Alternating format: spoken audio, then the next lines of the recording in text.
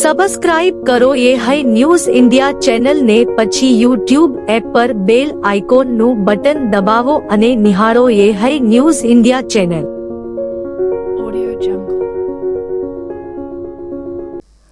વાવથરા જિલ્લાના લાખણી તાલુકાના લવાણા ગામમાં ભાજપ દ્વારા જિલ્લા પંચાયત અને તાલુકા પંચાયતના ઉમેદવારોના સમર્થનમાં ભવ્ય રોડ શો યોજાયો હતો. આવતીકાલે પ્રચાર પ્રસારના પડઘમ શાંત થાય તે પહેલા યોજાયેલા રોડ શોમાં ભાજપે પોતાની શક્તિ પ્રદર્શિત કરી હતી. રોડ શોમાં દિયોદરના ધારાસભ્ય કેસાજી ચૌહાણ, ભાજપ પ્રમુખ રામાભાઈ રાજપૂત, ટીપી રાજપૂત સહિત અનેક આગેવાનો ઉપસ્થિત રહ્યા હતા.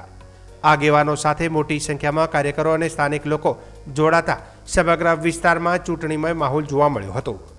ભાજપ દ્વારા યોજાયેલા રોડ શોમાં મતદારોને રીઝવવા માટે વિવિધ સૂત્રોચ્ચાર અને જનસંપર્ક અભિયાન હાથ ધરવામાં આવ્યું હતું. ગામના મુખ્ય માર્ગો પર રોડ શો પસાર થતા લોકોમાં ઉત્સાહ અને રાજકીય ગરમાવો જોવા મળ્યો હતો.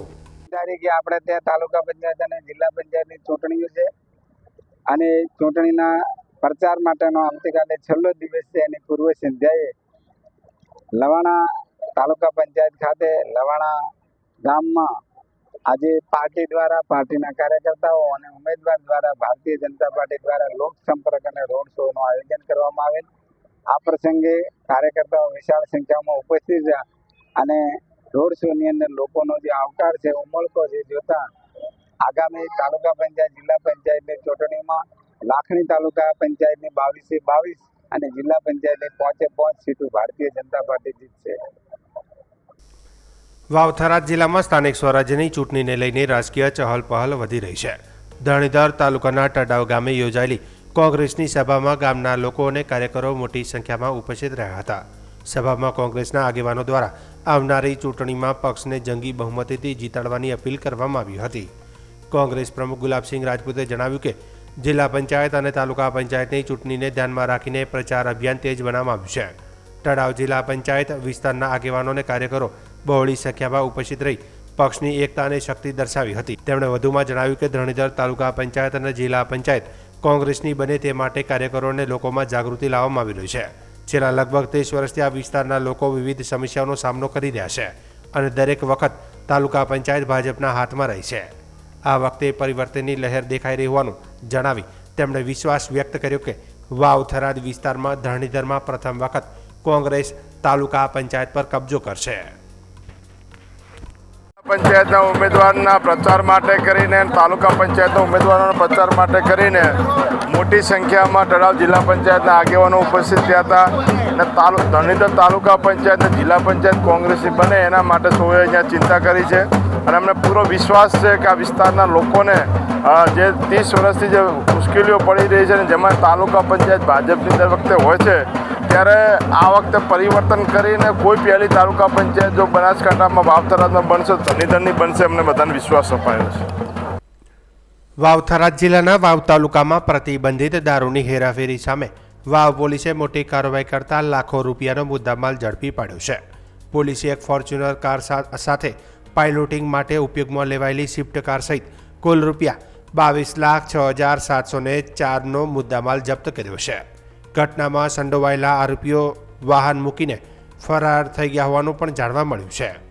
પોલીસ સૂત્રોના જણાવ્યા મુજબ સફેદ કલરની ફોર્ચ્યુનર ગાડી રજિસ્ટર નંબર GJ12FD 1135માં મોટા પાયે ભારતીય બનાવટનો વિદેશી દારૂ બિન પરમિટ સાથે ભરેલો હતો. ગાડીમાં કુલ 4,416 બોટલો મળી આવી હતી, જેની કિંમત રૂપિયા 8,56,704 ગણવામાં આવી છે. ગાડીની કિંમત રૂપિયા 10 લાખ ગણાય છે. આ ગાડીના ચાલક તરીકે અસારા ગામના વિપુલભાઈ રામસિંહભાઈ રાજપૂત અને બાજુમાં બેઠેલા વિપુલભાઈ ભુરાભાઈ ઉર્ફે હાવાભાઈ રાજપૂતનો સમાવેશ થાય છે. બંને આરોપીઓ ગાડી છોડીને સ્થળ પરથી ફરાર થઈ ગયા હતા. આ સાથે જ દારૂ ભરેલી ફોર્ચ્યુનર ગાડીનું પાઇલોટિંગ કરતી Swift car register number GJ24BC 4158 પણ પોલીસ દ્વારા કબજે લેવામાં આવી છે, જેની કિંમત અંદાજે રૂપિયા 3.50 લાખ છે. સ્વિફ્ટ ચાલક પણ વાહન મૂકીને નાસી છૂટ્યો હતો. પ્રાથમિક તપાસમાં સામે આવ્યું છે કે અજાણ્યા ઈસમો દ્વારા દારૂનો જથ્થો ભરવામાં આવ્યો હતો અને અન્ય અજાણ્યા વ્યક્તિઓ દ્વારા તે મંગાવવામાં આવ્યો હતો. આ સમગ્ર ગેરકાયદેસર પ્રવૃત્તિમાં કુલ 5 ઈસમોએ સાથે મળી ગુજરાતમાં પ્રતિબંધિત દારૂ ઘુસાડવાનો ષડયંત્ર રચ્યો હોવાનું પણ પોલીસે નોંધ્યું છે. વાવ પોલીસ સ્ટેશનમાં આ મામલે પ્રોહિબિશન એક્ટની કલમ 65 AE 116(2), 98(2), 83, 81 તથા ભારતીય ન્યાય સંહિતા 2023ની કલમ 281 તેમજ મોટર વ્હીકલ એક્ટની કલમ 177 અને 184 હેઠળ ગુનો નોંધી આગળની કાર્યવાહી હાથ ધરવામાં આવી છે. આ કાર્યવાહી વાવ પોલીસ સ્ટેશનના PI SM વસાવાના માર્ગદર્શન હેઠળ ચૂંટણી દરમિયાન ચેકિંગ અભિયાન દરમિયાન હાથ ધરવામાં આવી હતી, જેનાથી ગેરકાયદેસર પ્રવૃત્તિઓ પર નિયંત્રણ લાવવા પોલીસે કડક વલણ અપનાવ્યું હોવાનું પણ સ્પષ્ટ થાય છે.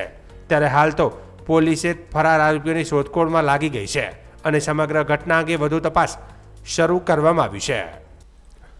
વાવ થરાદ જિલ્લાના વાવ તાલુકાના ગ્રામ્ય વિસ્તારમાં ચોરીની ઘટના સામે આવી છે. ખેતરના મકાનમાં રહેલી તિજોરી તોડી લાખો રૂપિયાના સોના ચાંદીના દાગીના ઉઠાવી લેવાયા છે. કેસમાં ચોંકાવનારી વાત એ છે કે ફરિયાદીના ભત્રીજાએ જ આ કૃત્ય આચર્યું હોવાનું સામે આવ્યું છે. પોલીસે મુખ્ય આરોપી સહિત 5 જણા સામે ગુનો નોંધી તપાસ શરૂ કરી છે. ફરિયાદ મુજબ આરોપી ભત્રીજાએ તારીખ 1 નવેમ્બર 2025ના રોજ સવારે 11 વાગ્યાથી લઈને તારીખ 20 એપ્રિલ 2026ના રોજ સવારે 10 વાગ્યા વચ્ચે કોઈપણ સમયે ખેતરમાં આવેલા રહેણાંક મકાનમાં પ્રવેશ કર્યો હતો. બાદમાં તિજોરીનું તાળું ખોલી અંદર મૂકેલા સોના ચાંદીના દાગીનાની ચોરી કરી ફરાર થઈ ગયો હતો. ચોરી ગયેલા દાગીનામાં સોનાની રામનવમી, સોનાની ચોથ, સોનાનું ફૂલ, કાનની બુટ્ટી, ચાંદીના ચૂડા, સોનાની વીંટીઓ 2 નગ, સોનાનું ચોટિયું, ચાંદીની લગડી, ચાંદીના કડલા, કંદોરા તેમજ નાના બાળકોના ચાંદીના તોડિયાનો પણ સમાવેશ થાય છે. કુલ મળીને રૂપિયા 7.4 લાખનો મુદ્દામાલ ચોરી ગયા હોવાનું સામે આવ્યું છે. પ્રાથમિક તપાસમાં બહાર આવ્યું છે કે આરોપીએ ચોરી કરેલા દાગીના સહારૂપીઓ સવજીભાઈ અમીરામભાઈ ઠાકોર, રમેશભાઈ લાધાભાઈ ઠાકોર અને સુરેશભાઈ કાજાભાઈ ઠાકોરને વેચવા માટે આપ્યા હતા. તે ઉપરાંત ધણીધર જ્વેલર્સના વેપારીને ચોરીનો માલ હોવાની જાણ હોવા છતાં દાગીના ખરીદ્યા હોવાનું પણ બહાર આવતા તેના વિરુદ્ધમાં પણ ગુનો નોંધાયો છે. પોલીસે તમામ આરોપીઓ સામે ગુનો નોંધી વધુ તપાસ હાથ ધરી છે. આ બનાવને પગલે ગ્રામ્ય વિસ્તારમાં સુરક્ષા વ્યવસ્થાને લઈને પણ લોકોમાં ચિંતા વ્યાપી છે. પ્રજાપતિ રમેશભાઈ હીરાભાઈ, ગામ ભાટોરવાસ, તાલુકો વાવ, જિલ્લો વાવ થરાદ. અને મારા ઘરની તો હું રહું છું બોમ્બે, ટિફિન સર્વિસ કરું છું અને 4 મહિને હું રિટર્ન આવ્યો છું. તો મેં રિટર્ન આવીને તિજોરીમાં જોયું તો તાળું તૂટેલ હતું અને અંદર દાગીના પડ્યા હતા બનાવવાના. એમાં બધું મારા અંદાજિત બધું ચોરી થઈ ગયેલ છે. અને 2.5 હાથની વેટી છે સોનાની, 2.5 તોલા ઉલરું છે, 2.5 તોલા ચોટિયું છે અને અડધો કિલોના સોના લગડી ચોદી છે, 1.5 કિલો અને 1/2 કિલો ચાંદીના કડલા છે અને બાકીનું એમ મળે 3.5 કિલો ચાંદી થાય છે અને સોનાના દાગીના 8 તોલા જેવું અંદાજિત થાય છે. અને આ બધા દાગીના તૈયાર છે અને આરોપી પણ ધરપકડ થઈ ગયેલ છે અને એક આરોપી ફરાર છે. એને જલ્દી સજા મળે અને એને અહીંયા પોલીસ સ્ટેશનમાં હાજર કરે એવી મારી પોલીસ બહુ સપોર્ટ કરી રહી છે અને સારો મને ન્યાય મળે એવી મારી આશા. હા, વાવ પોલીસ સ્ટેશન નો બનાવ છે. બનાવમાં હકીકત એવી છે કે વાવ પોલીસ સ્ટેશનની હદનું ગામ છે ભાટવર ગામ. તે ભાટવર ગામના રહેવાસી છે રમેશભાઈ પ્રજાપતિ. આ રમેશભાઈ પ્રજાપતિ પોતે મુંબઈ મલાડ ખાતે ટિફિન સેવા અને બીજી અમુક ધંધા વેપાર કરે છે. એ અનુસંધાને પોતે ભાટવર ગામમાંથી પોતાનું મકાન હતું. મકાનમાં સોના ચાંદીના દાગીના રાખી અને મકાનને મતલબ એની તિજોરીને તાળું મારી અને ચાવી છે એ પોતાના ફાધરને આપી અને મુંબઈ જાય છે. અને મુંબઈથી થોડો સમય ત્યાંથી મુંબઈથી ફરીથી પાછા અહીંયા કોઈ પ્રસંગ અનુસંધાને આવે છે ત્યારે તિજોરીનું તાળું ખોલે છે ત્યારે એમાં સોના ચાંદીના 7,04,000 જેટલા કિંમતી દાગીનાઓ હોય છે. એ દાગીના એને કબાટમાં જોવા નથી મળતા. એટલે એમના ફાધરને જે પોતે વાત કરે છે એટલે એના ફાધર એવું કહે છે કે તારા ભાઈનો છોકરો છે ભત્રીજો, એ અવારનવાર ચાવી લઈ જતો હોય છે. એટલે એ દિશામાં તપાસ કરે છે અને પછી ભત્રીજાને થોડી પૂછપરછ કરે છે. એટલે ભત્રીજો કબૂલ કરે છે કે 7,04,000ના દાગીનાઓ પોતે સાથે મળી અને એમના બીજા મિત્રો છે, મિત્રોને સાથે મળીને આ સોના ચાંદીના દાગીનાઓ પોતે ચોરી લઈ લે છે અને વેચી નાખે છે. આ બનાવના અનુસંધાને વાવ પોલીસ સ્ટેશનમાં ફરિયાદી સંપર્ક કરી ફરિયાદી આવતા વાવ પોલીસ સ્ટેશનમાં એનો ગુનો રજીસ્ટર થાય છે અને ગુનો રજીસ્ટર થયા પછી ભારતીય ન્યાય સંહિતાની કલમ 305A, 331(4), 317(2) અને 54 મુજબ ગુનો દાખલ થાય છે. આ ગુનાના કામે કુલ આરોપીઓ 5 આરોપીઓ હોય છે, જેમાં જે આરોપી સૌજીભાઈ અમીરામ ઠાકોર, રમેશ લાધા ઠાકોર, સુરેશભાઈ કાજાભાઈ ઠાકોર અને દિનેશ વેંજિયા ધરણીધર જ્વેલર્સવાળા છે કે જેણે ચોરીનો મુદ્દામાલ લીધેલો. આવી રીતે કુલ 5 આરોપીઓ હોય છે. 5 આરોપીઓ વિરુદ્ધ ગુનો રજીસ્ટર થાય છે, જેમાંથી હાલે 3 આરોપીઓ અમે પકડી લીધેલ છે: સૌજીભાઈ અમીરામભાઈ ઠાકોર, રમેશભાઈ લાધાભાઈ ઠાકોર અને દિનેશ વેંજિયા કે જે ધરણીધર જ્વેલર્સવાળા છે. તે 3 ઈસમોને પકડી લીધેલ છે અને તેની રિમાન્ડ મેળવવાની કાર્યવાહી અત્યારે અમારી નામદાર કોર્ટમાં અમારા તપાસ કરનાર અધિકારી ગયા છે અને અમે તમામ મુદ્દામાલ રિકવર કરી લીધો છે. અને વધારે આ કઈ રીતે મતલબ બીજા કોઈ ગુનામાં સંડોવાયેલા છે કે કેમ, અને આ બાબતે ઊંડાણપૂર્વક તપાસ કરવા માટે અમારા તપાસ કરનાર અધિકારી વસાવા છે એ રિમાન્ડ લેવા માટે ગયેલા છે અને રિમાન્ડ મળ્યાથી આગળની તપાસ થશે.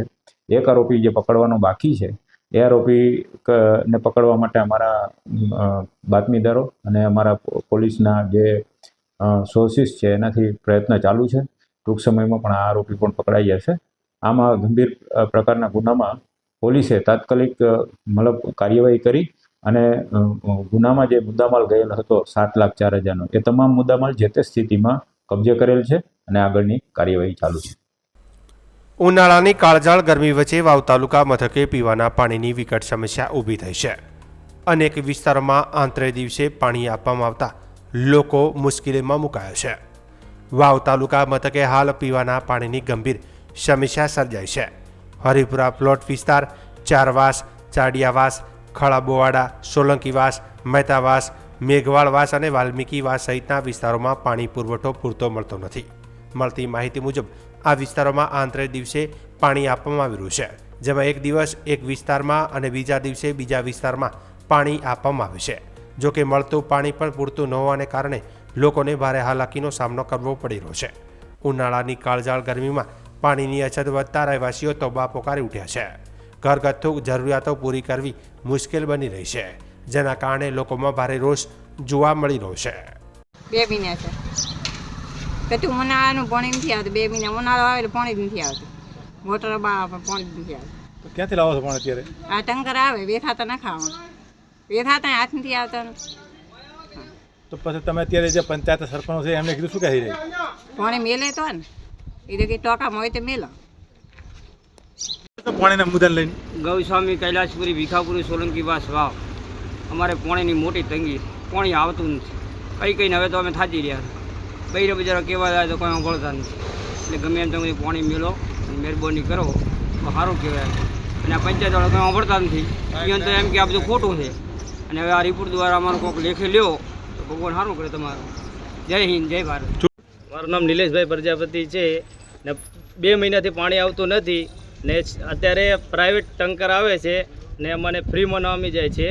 અને સરકારમાં અમે રજૂઆત કરી છે પંચાયતમાં, પણ હજી સુધી ટેન્કરનો કે એનો પાણીનો નિકાલ આવતો નથી લાઇનનો. 2 મહિનાથી હેરાન થઈ જાય છે અમે પાણીનો.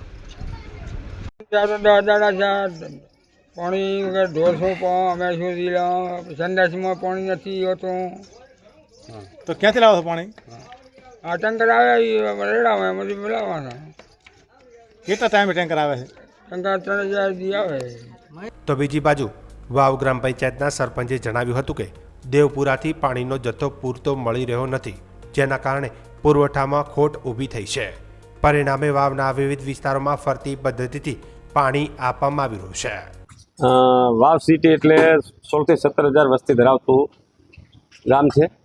અત્યારે ઉનાળાના સમયમાં પાણીનો પ્રશ્ન રહેતો હોય છે, પણ છેલ્લા અઠવાડિયે 10 દિવસથી અમને જે જથ્થો મળવો જોઈએ 24 લાખ લીટર જેવો જથ્થો અમને રોજીદા મળે છે. અને અમને 50% હાલ પાણી ત્યાં ઉપરથી કેબલ ફાયર થાય, કોઈ મોટરનો પ્રોબ્લેમ થાય, રોજ 3 થી 4 વખત પાણી બંધ થઈ જાય છે. એટલે એના લીધે ગામમાં અમે આતર દિવસે પાણી અમે આપીએ છીએ. એટલે પાણી પૂરતું પાણી આપી નથી શકતા. એટલે ત્યાં અમે પ્રાંત સાહેબને બી, મામલતદાર સાહેબને બી અમે રજૂઆત કરી છે કે ત્યાં કોન્ટ્રાક્ટરને તમે ત્યાં જાણ કરો. અત્યારે ચૂંટણીનો સમય ચાલી રહ્યો છે ને ગામમાં અમે ટાઈમસર પાણી આપી શકતા નથી. એના માટે આપણે સરકારમાં બી ત્યાં રજૂઆત કરી છે.